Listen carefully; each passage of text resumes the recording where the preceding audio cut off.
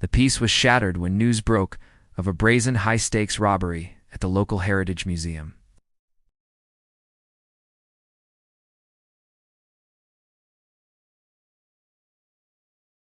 It was clean, almost surgically precise. There were no fingerprints, no footprints, no forced entry. It was as if the thief had simply waltzed in, taken what they wanted, and disappeared into thin air. The police were immediately on the case, led by a veteran detective, Chief Inspector Miller.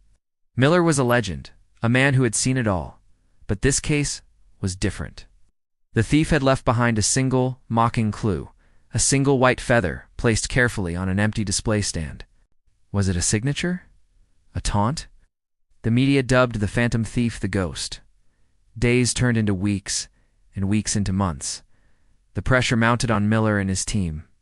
They interviewed hundreds of people, followed dozens of dead-end leads, and spent countless hours re-examining the crime scene. The town's anxiety grew. Whispers and theories spread like wildfire. Was it an inside job? A professional art thief? The ghost's silence was deafening, and the trail was growing colder by the second. The primary suspect was a man named Adrian Vance.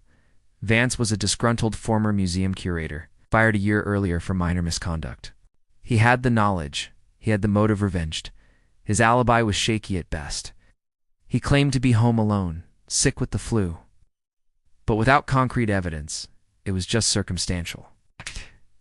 Miller grilled Vance for hours, but he was cool, collected, and denied everything.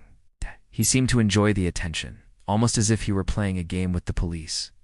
With no new leads, the district attorney's office gave Miller an ultimatum: charge Vance within 48 hours, or drop the case. The clock was ticking. It felt like a defeat. Miller and his team were exhausted, staring at a wall of evidence that led nowhere. The priceless artifacts were still missing, and the ghost was about to get away with it. Miller couldn't shake the feeling that they were missing something obvious, something staring them right in the face. On the final night before the deadline, a dejected Miller was packing up his case files, ready to admit defeat.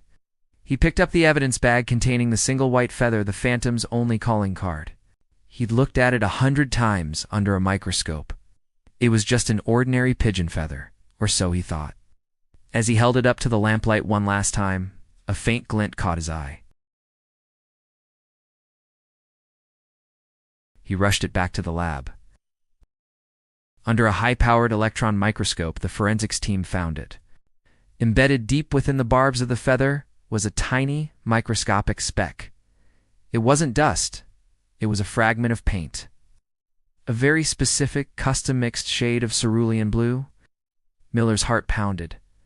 This was it. This was the break he needed. Now, the question was, where did this unique paint come from?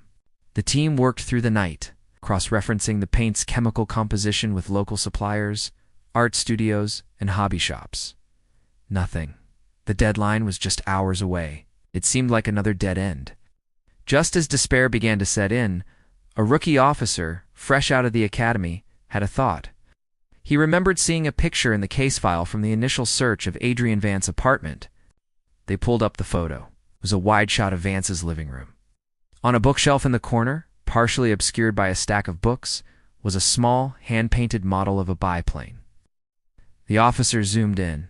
The biplane was painted a familiar, striking shade of cerulean blue. Miller's team raced back to Vance's apartment with a new warrant. They didn't just find the model plane.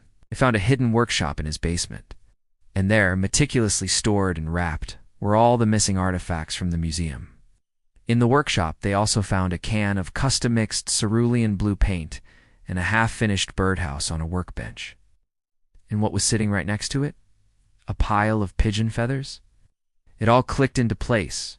Vance had likely been working on his hobby when he planned the heist. A single feather, carrying a microscopic trace of paint from his workshop, must have clung to his clothes and dropped at the crime scene.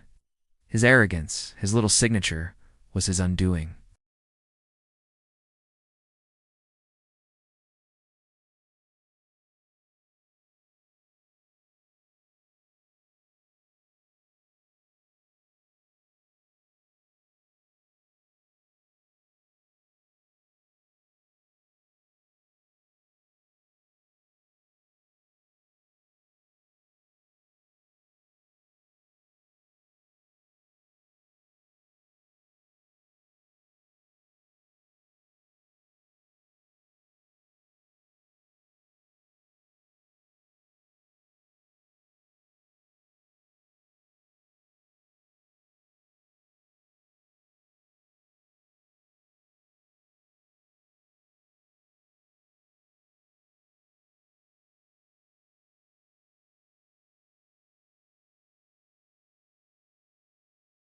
If you enjoyed this story of detective work against the clock, make sure to hit that like button and subscribe for more incredible true crime stories. Thanks for watching.